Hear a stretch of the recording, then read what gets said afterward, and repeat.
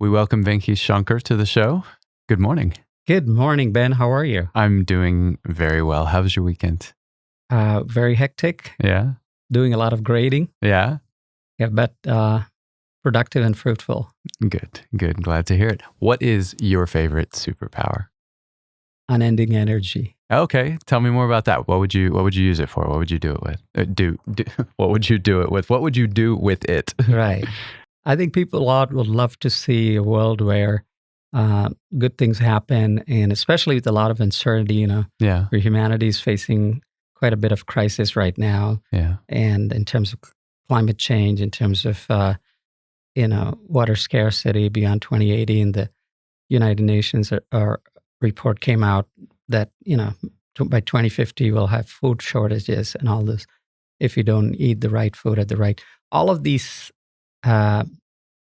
potentially worrisome scenarios, Ben, are creating the need for creating a positive impact in all people's minds, plus, income inequality and other concerns all over the world, healthcare and so on. What, if you could address one problem, what do you think is the one that is most worth addressing for you? Since I do a lot of research in AI and marketing, I view that as a significant issue going forward. Mm-hmm. The impact of artificial intelligence, the future of humanity, future of workforce, future of business, all of these are very critical. And I think this is an area where we all have to pay a lot of attention to. Give us 60 seconds on your road here. Yeah, I want to be very quick on that. I was born in Bombay, Mm-hmm. and did my initial schooling in India, and had my undergraduate in engineering from IIT, and did an MBA at IAM, Mm-hmm. and worked for a few years in India and in Hong Kong, primarily with a multinational bank called HSBC. Then I Mm-hmm. decided to do my PhD in marketing at Kellogg Graduate School of Management in Northwestern University. And then I took up a first academic job at the University of Maryland. And then this is my second academic job. And I've been here for 15 years. It's been a wonderful ride. And I'm looking forward to more. Yes. It sounds like a great ride. You mentioned that you grew up in India. Tell us briefly a little bit about that.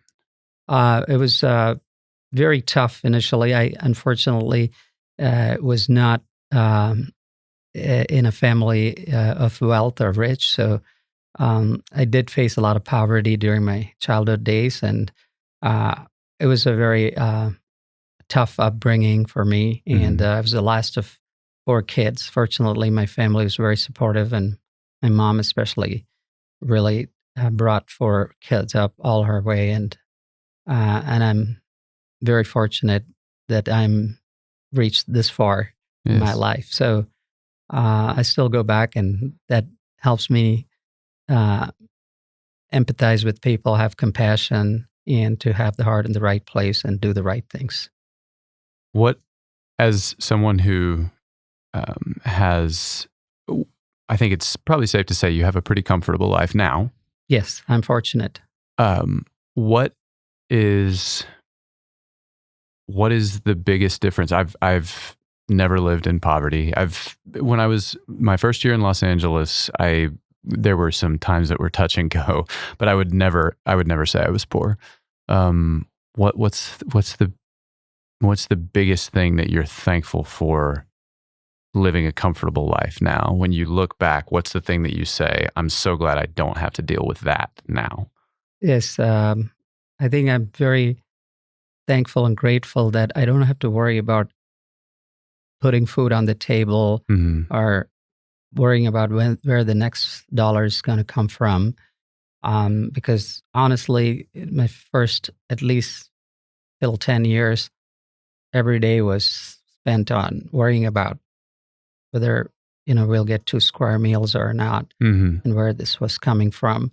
And I'm really grateful I don't have to deal with that anymore, nor my kids or people around me. So I think that has taught me a lot of lessons about how to be thankful for things, how to be very careful about what you consume, Even today, I'm very, very careful about what I consume, try to minimize waste, try to lead almost a minimalistic life if possible, and try to help and basically share the rest of what I have with the rest of the people who are not so fortunate.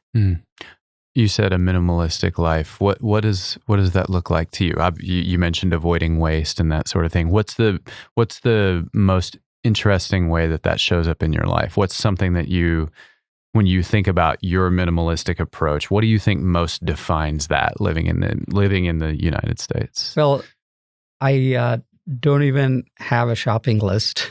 Oh, so most people during holiday time have a shopping list or wish list or whatever it is. I always feel very grateful that I have everything that I really don't need. My kids always ask me, "What would you like to have?" And I said, "I just want you home for the holidays." Yeah. That makes honestly, I'm really fortunate to have everything. So the only thing that I wish for is how can I do better research? How can I impact more students? How can I create more change agents? And, in Maze, we have this principle of creating transformational leaders and, advancing world's prosperity. I really, truly believe in that. And I just want to keep thinking, those would be my wish list. How can I do those things better? And I'm really fortunate. Things like I have one pair of sneakers. You won't believe it. And my kids always joke and kid me about it and said, when will you ever have another one? Once this runs out. Right? Yeah. And how many in your family growing up? I was the fourth and last child. Okay. Right. What was your first job? My first job right after my MBA was a marketing job, and I worked for a multinational consumer apparel company called Coats Viella, and that taught me a lot about consumer marketing and sales and so on. And but I spent most of my work life with HSBC, selling financial products and services, different areas, retail banking, corporate banking, even treasury. So I have a lot of finance and marketing background. Interesting. You were recognized as one of the world's most influential scientific minds by Thomson Reuters and as a top 10 scholar worldwide on innovation. To boil your research down into a single podcast episode seems like a difficult challenge, but recently you focused on the impact of technology in retail. You gave a speech making several technology evolution predictions. What do you think will be the most disruptive technological innovation in the foreseeable future? I can tell about what are possible disruptions. It's very hard to predict all of them. Right. But we are really in a very exciting time with retailing because I think the next 10 to 20 years and probably more, we'll see a lot more disruption in retailing. Okay. And I mentioned AI before, and AI is going to be at the forefront and front and center of all of these. And I see the combination of AI, IoT, Internet of Things, VR, virtual reality, AR, augmented reality, Bitcoin, blockchain. Right. All of these are going to come together and impact most of retail in some positive way, but there will also be a lot of concerns. There'll be some dark sides that retailing will have to deal with. But some of the retailers are already embracing that. The biggest change that's happening is omnichannel retailing. That means instead of retail being a physical store where shoppers used to go and shop and buy things or browse things, now it's the retail store trying to reach the shopper anywhere, anytime, and in 360 degrees, seamless way. And I think that's going to continue. And with AI, the personalization driving that, it's going to see a lot of disruption. I already see a lot of retail closures, physical store closures, and a lot of brick and mortar retailers going more online, purely online, becoming more brick and mortar, multiple devices. Mhm. All of these are really creating a lot of ripples right now. The omnichannel thing, what's most interesting to me about that, and others may disagree, but what's most interesting to me about that is where the crossover is between someone buying, like if I'm buying from Amazon, I do all my buying online. There are people, the Amazon has locations now, but it has brick and mortar locations, but I buy entirely online from Amazon. The first company that I have really purchased something online from that I would also have bought at a brick and mortar location was Target a few weeks ago. And I bought my wife a pair of unicorn slippers for Christmas. They match my daughter's unicorn slippers, and they're very Cool. cute together. But what do you think? Now retailers are trying, as you mentioned, retailers are trying to reach people anywhere, anytime. That was your phrasing. How are they capturing synergies or efficiency by it? What is it that they're really trying to do? Right. Yeah. First of all, you have to understand that retailers are forced to do this by and large, because if you look at the shoppers' expectations, it's all about providing the best possible customer experience. So Yes. shoppers' expectation, including you, Yes. you would love to have the opportunity to take out a mobile device, check out something, Yeah. or maybe even look at your watch and be Mhm. able to do one-touch order, Yeah. and then check it out on the way to work, or pick it up on your way. And if you don't like it, you don't want to go to the store and return it. You want somebody to come and pick it up. Yeah. Or you want to have all possible ways. And especially if you look at the cohorts of generations, you Mhm. have Gen Z, which is who are the cohorts, which are the most latest. And Right. before that, we have millennials. Yeah. All of these people are actually demanding these. So first of all, retailers cannot simply say, I don't want to do that. I'm a brick and mortar retailer, because they don't have much of a choice here. Right. But that's one thing. And then they see the opportunity to make a difference in customer experience. So if I give you a fabulous experience, you mentioned, Ben, that you primarily shop through Amazon because you probably are very happy, or it's very convenient for you and Mhm. worked for you. And it's one-click ordering. Maybe they retain your preferences and they make recommendations for you. Right. And so all these has created some kind of loyal shoppers. Amazon, for example, has 100 million plus Amazon Prime card holders, and who are basically giving them repeat business. Mhm. So this is where retailers are. The ones that are primarily brick and mortar now did not have that kind of addressable contact with the shopper, Mhm. right? Because they never retained your contact details, except when you ring your credit card at the counter, At the checkout register, counter. right. But even then, I don't know a lot about you. And what has become now is all data-driven, data analytics-driven. Mhm. So regardless of whether you're just brick and mortar or pure play or combination, you have to understand that that's the secret sauce now. You need to have essential sauce. And that's where it starts all the marketing campaign from there. Mhm. So now I can understand, I can predict what you want to buy and what kind of experience you will value or cherish. And then I can make those possible. Mhm. So I think we live in a world where data analytics and customized experience are increasingly dominating, and that's what is redefining retailing right now. Right. So let's then look at the Target example a little more closely, because the way that primarily brick and mortar companies are handling this is really fascinating to me. If Target, let's say they now have my email address, Right. they have, let's say I've given them my birth date. They know gender, or they can infer gender. And what do they then, other than putting me on a mailing list, which I'm sure they did, what are they going to then do with that information?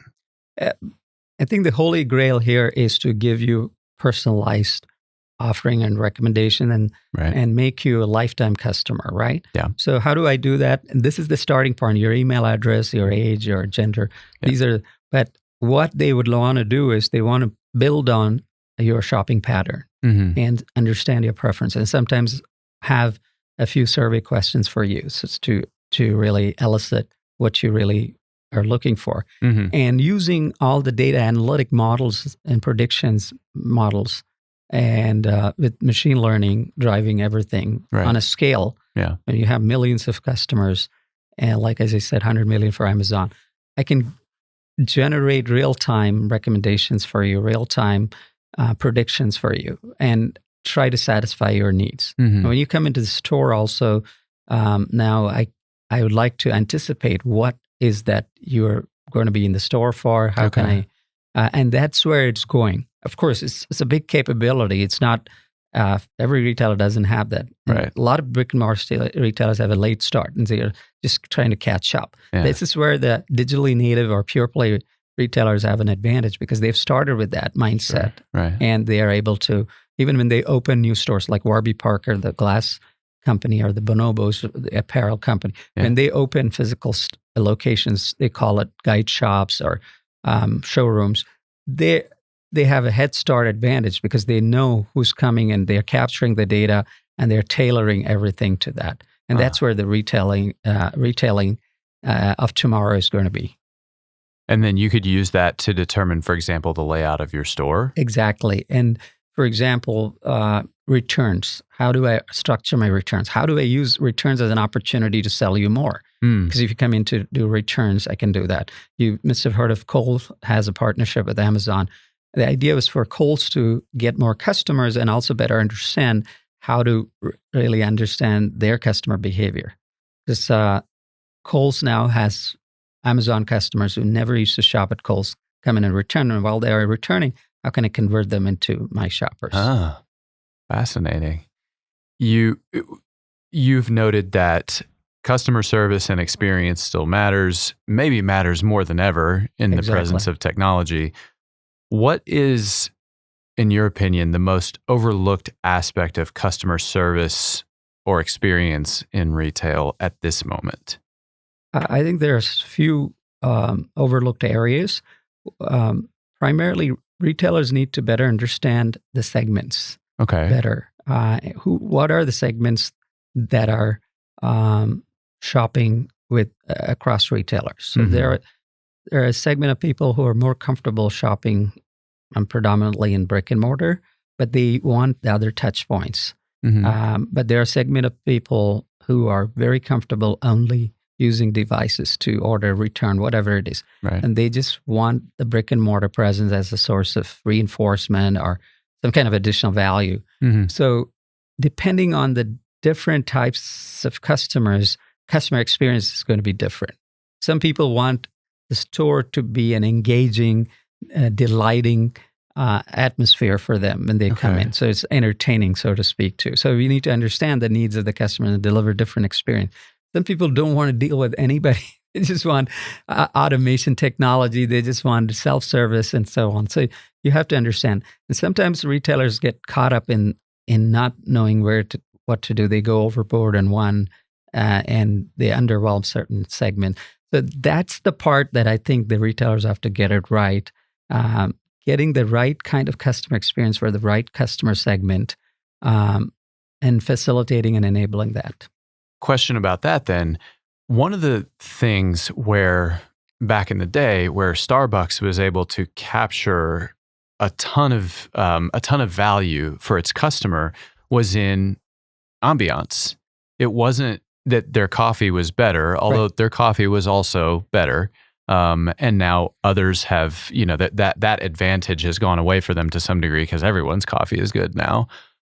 But it's still, when you go to Starbucks, you know that it's a particular type of environment. And honestly, most Starbucks are a place that you would like to spend time, that you would like to go, pull up your laptop if you have something to work on for 30 minutes and just have a nice cup of coffee and be in that environment with other people who, like, there's definitely a creative feel to it. They've really done a wonderful job capturing a great feel for their stores. My question is, retail, especially big box retail, has historically had kind of a sterile feel to it. So is that going to change if the people who are still shopping at brick and mortar locations are more there for the experience of buying than someone like me is the ambiance of the actual location becoming more important?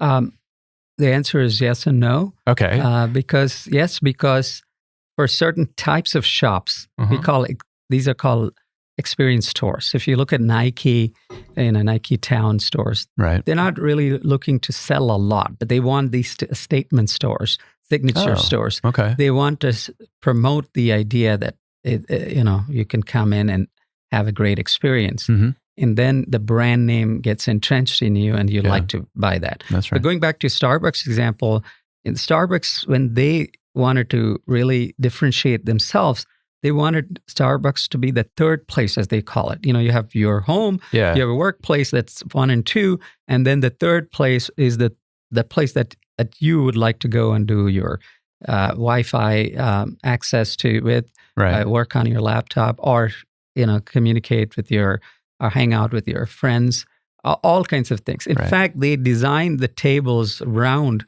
because the research showed that round tables promote more of these intimacy or bonding that goes positively towards enhancing the ambient feeling.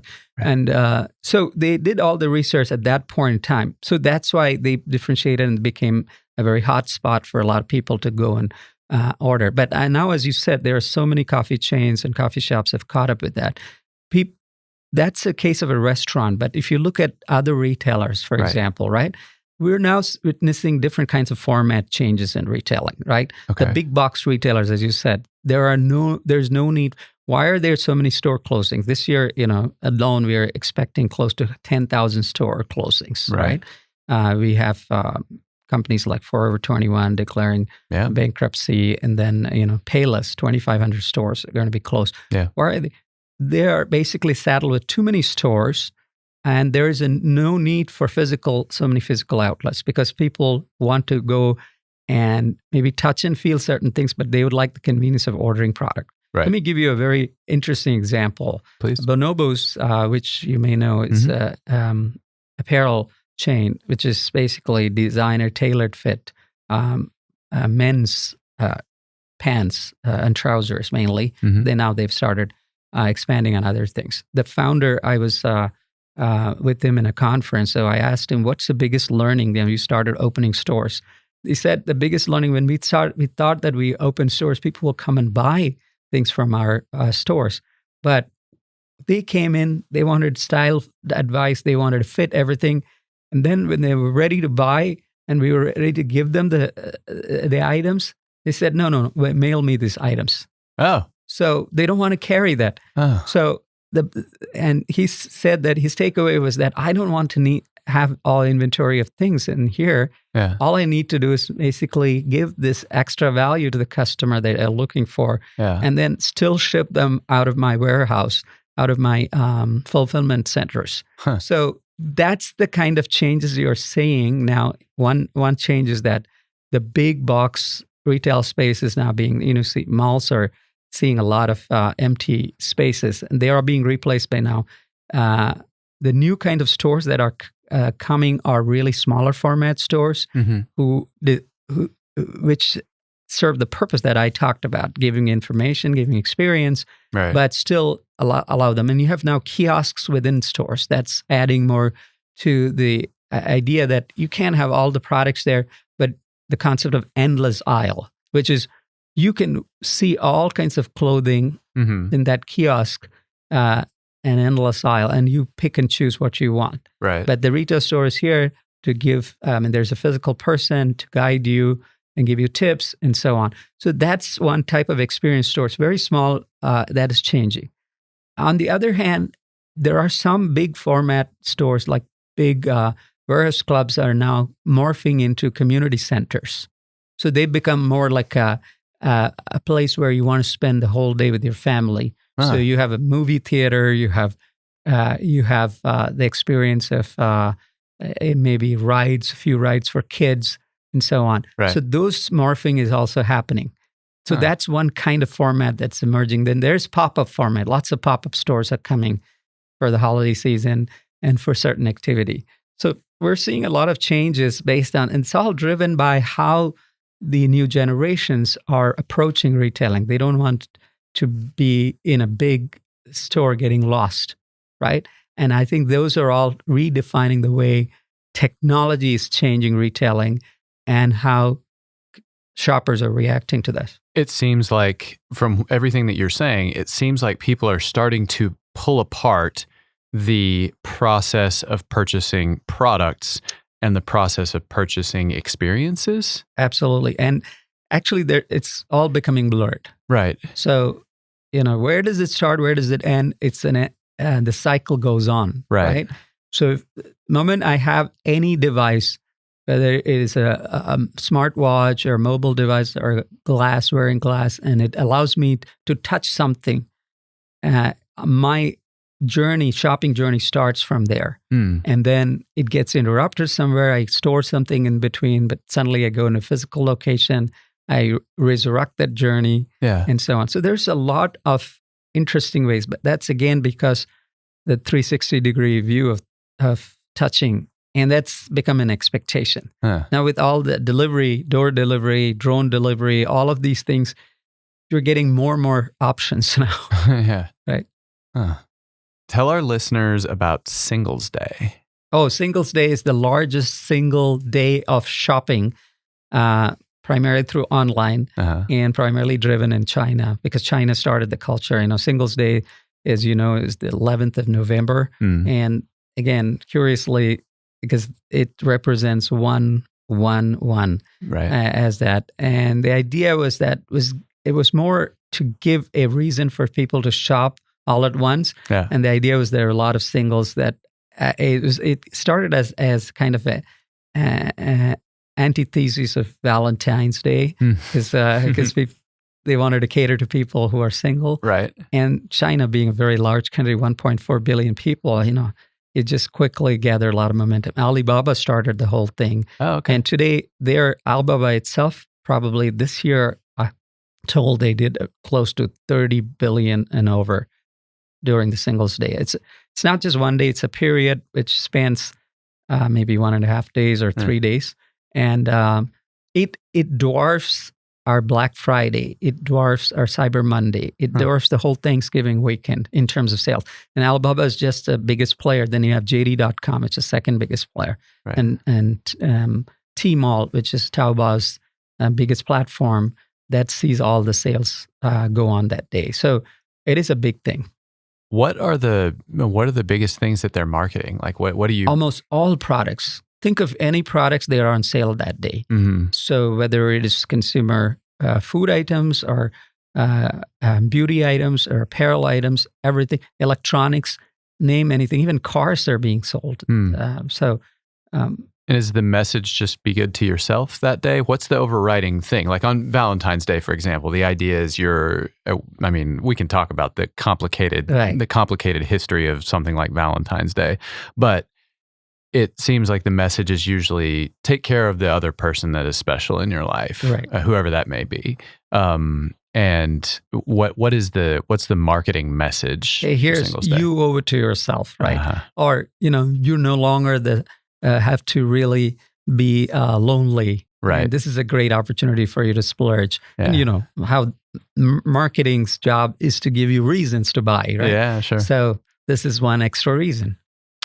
You don't have to be lonely. Spend some money. Right. You feel better.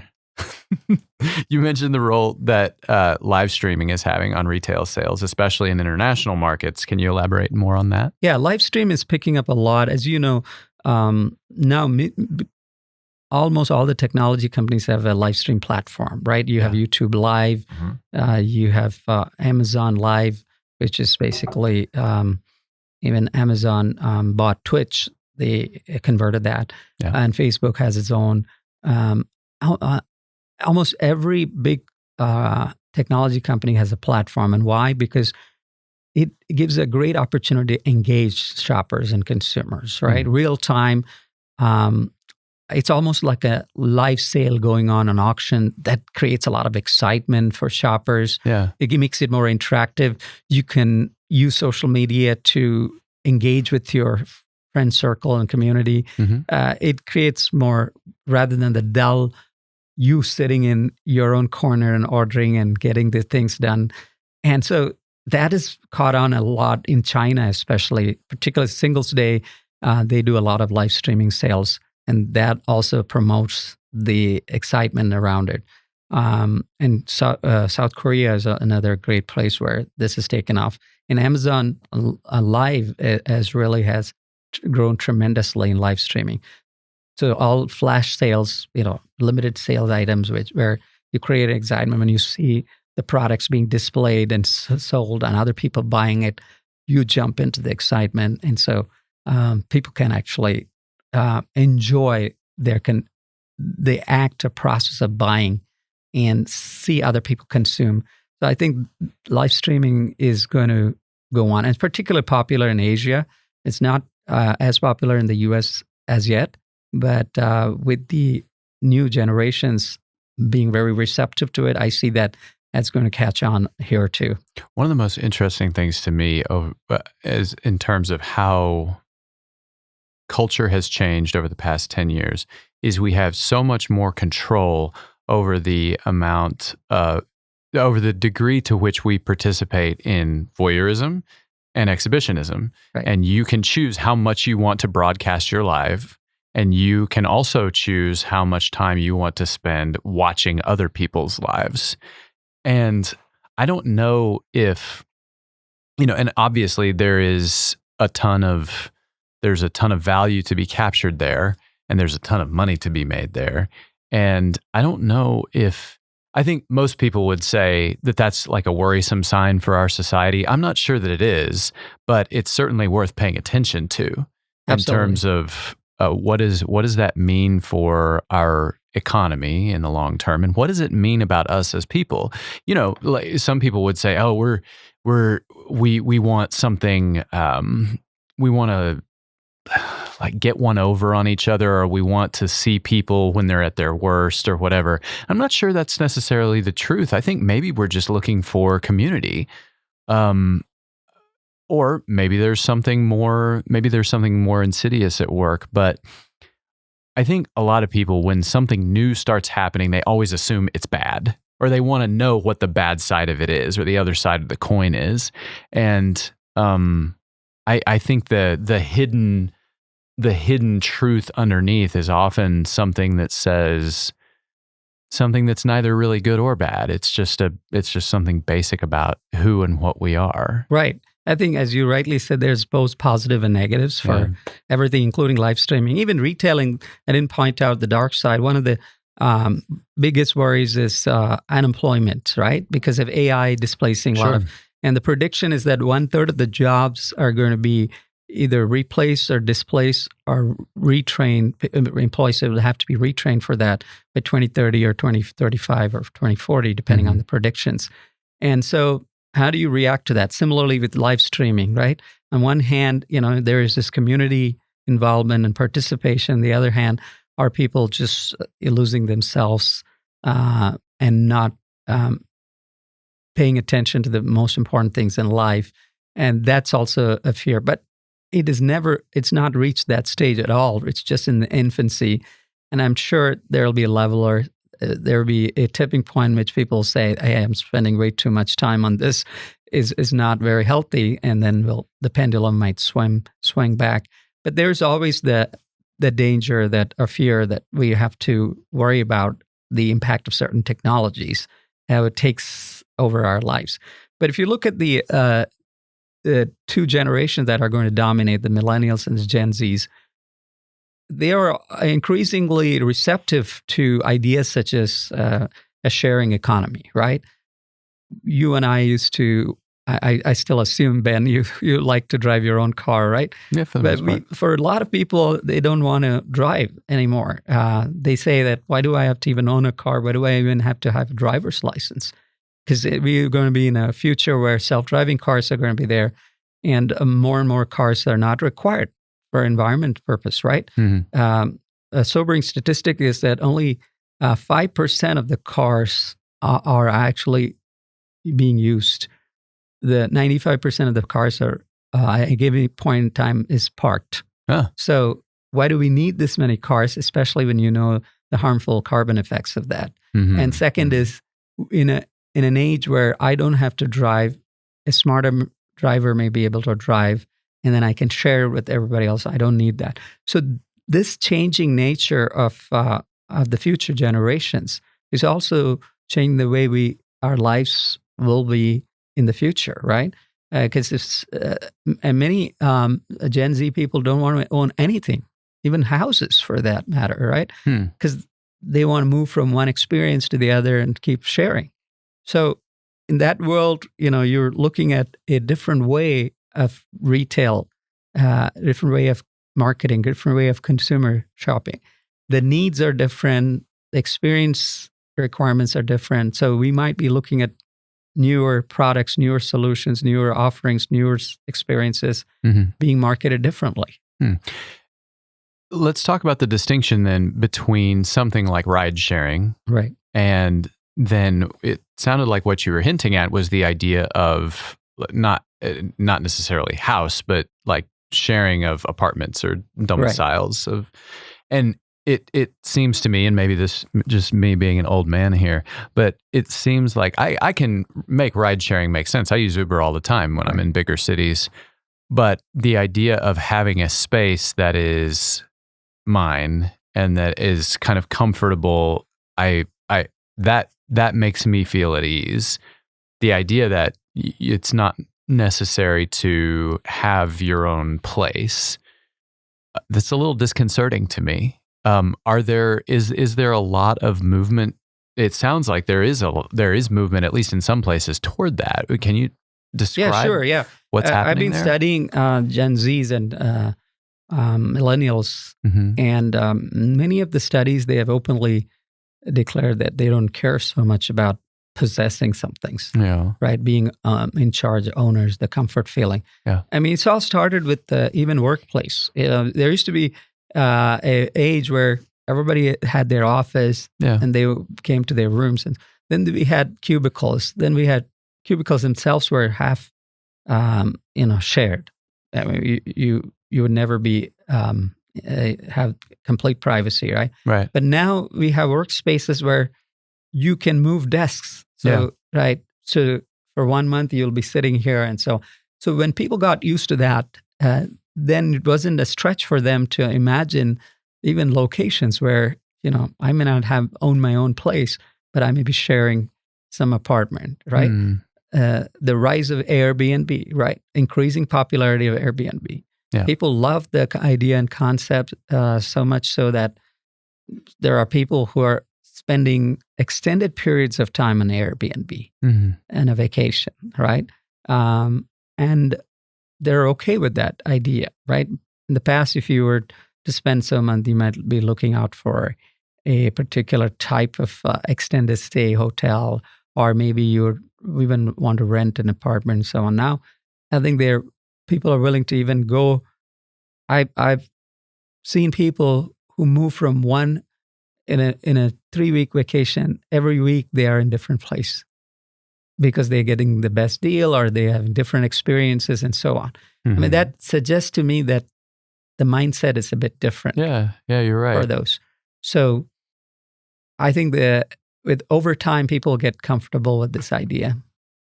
Somewhat difficult to digest for you, it looks like. Yeah, I guess what I'm trying to think is, what I'm trying to work my way through is it really the quality of possession that I care about, or is it the quality of customizability? Right.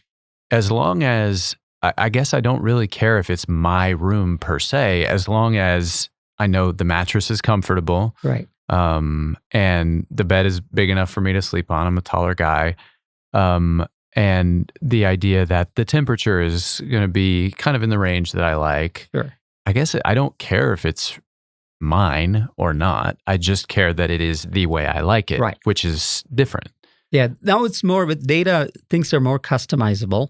And that's a good possibility. But let's not also forget that these new generations are still in their early years. Yeah, that's true. But when they actually grow older, their preferences might change. For example, they might say, I'm done with this. I want just a place for myself. So that could change.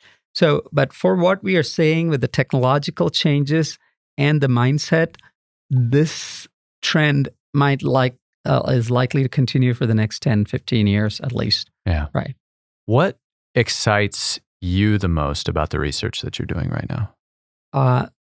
As I said before, I may be biased, but what excites me more about is I feel honestly that the world is going to change much more in the next 30, 40 years than it has changed in the last 300, 400 years. Yeah.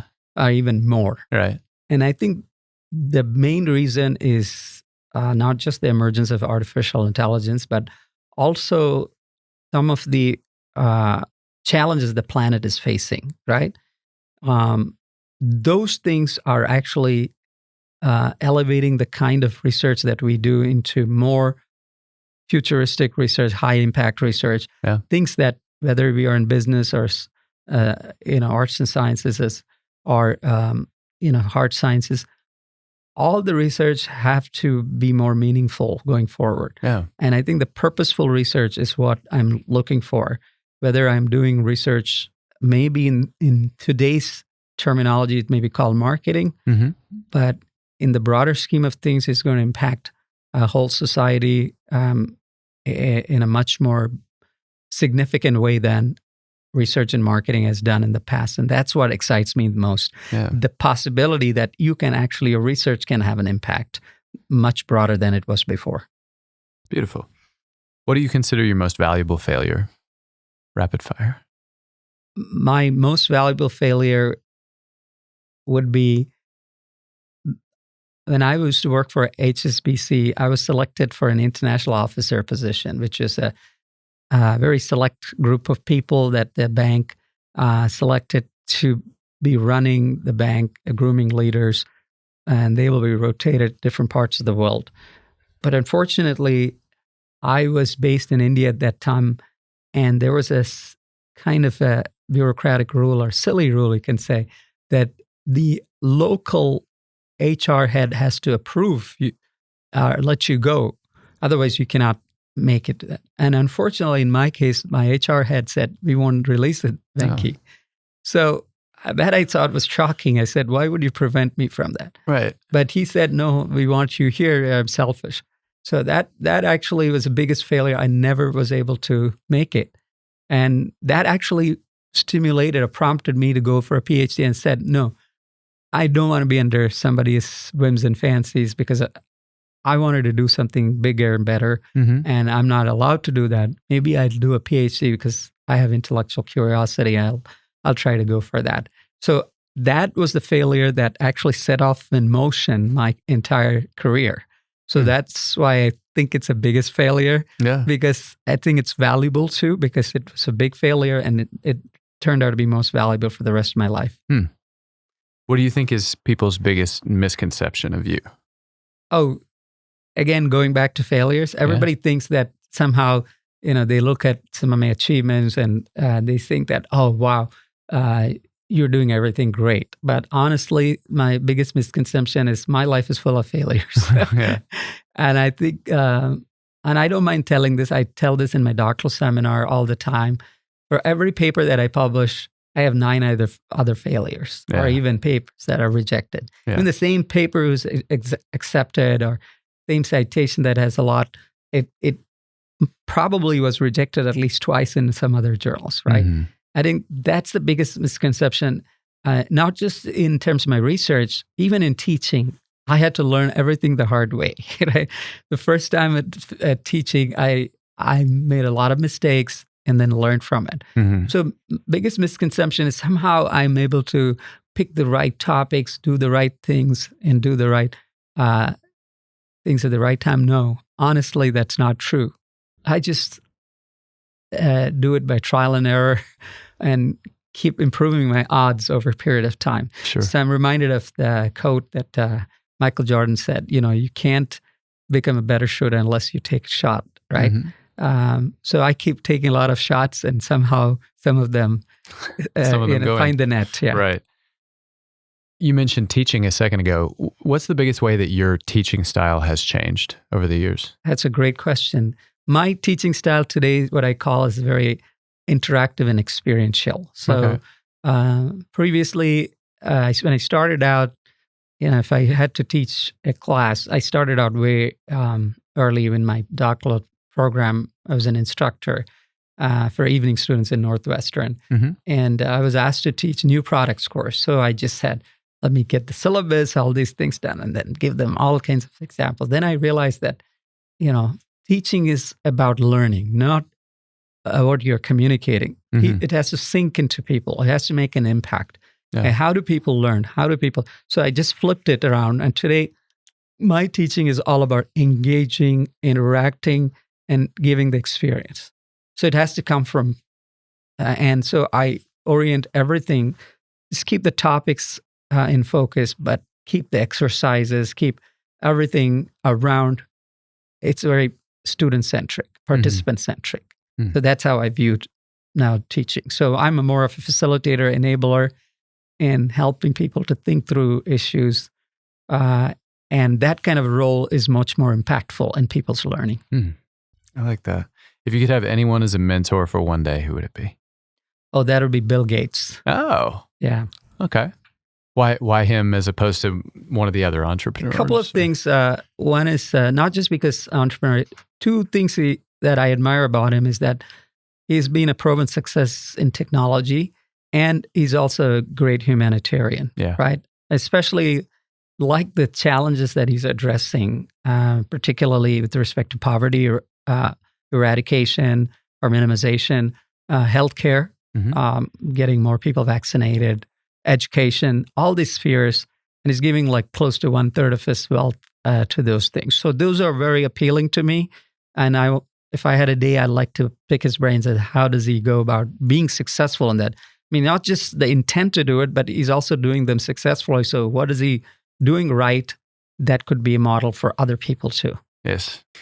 What is your fondest memory of Texas A&M? Oh, everything. The last 15 years. I think I'd have to pin it down to interaction with the students. This always excites me. I'm really fortunate to be teaching a wide range of students, ranging from undergraduates all the way to EMBA students with 17 years experience to doctoral students. So I teach all of them. And it's such a wonderful opportunity to engage with them, to be involved in their lives at some point in time, to make a difference in some cases.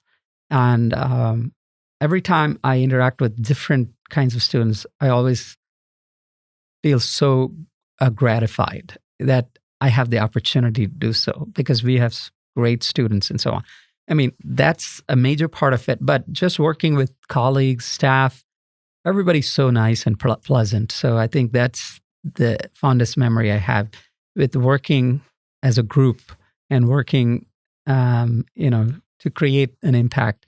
Even now, I get emails from students that I've taught 15 years ago, and they're so nice.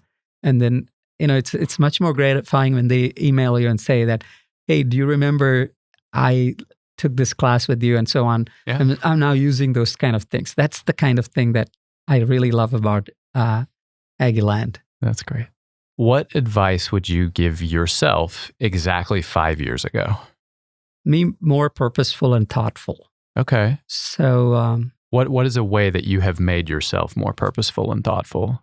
Do you meditate now or? Well, I meditate. I do yoga. Those things are very helpful. But I'm seeing most of the times I learn by doing, right? So thinking and doing. But if you want to rewind back, you'll always say that maybe I should have anticipated more. Maybe I should have put in more thoughts and looked at the bigger things, the forest for the trees. Sometimes, you get going with what you're doing. You do a lot of things, whether it's choosing a research project, whether it's really teaching in a certain way, whether it is being involved in a conference or a community. I happen to be an associate editor and a reviewer in a number of journals and so on, and I make a more positive impact. That's the kind of thinking I need to be thinking more. Yeah. So 5 years ago, if I go back, I should be doing this on a daily basis, more purposeful, thoughtful. And also in the choice of research topics, now I'm being more purposeful and trying to look for the bigger impact ones that'll benefit the society as a whole, not just, a company more so than the others. Right. We think about, we're always, we started with, goal of the enterprise is to improve the shareholder value. Now I'm thinking beyond that. Right. To advance the world's prosperity. Right. Well, that's our Maze way of looking at it. Yeah. We end each session with good bull. Do you have anyone you would like to send some good bull?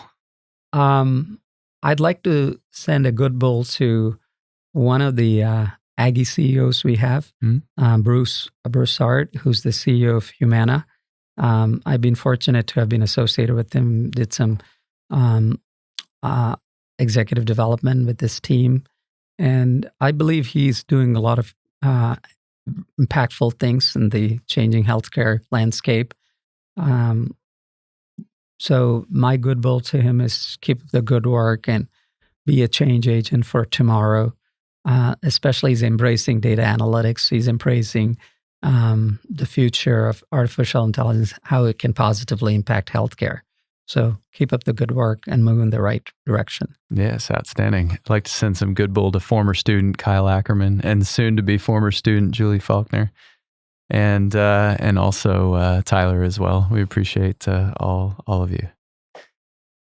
Thank you so much for your time. Thank you, Ben. It was fun and discussion. Wonderful talking to you and knowing you better. Thank you. Likewise. Appreciate it. Thank you for watching. We appreciate your support. Drop us a like below and feel free to leave a comment if you wish. We appreciate positivity and constructive feedback. Don't forget to subscribe to stay up to date on our latest episodes and bonus content. You can also take us on the road using your favorite podcast listening app. We have those linked below. If you'd like to know more about Maze Business School or our guests, visit maze.tamu.edu/podcasts. Talk with you soon.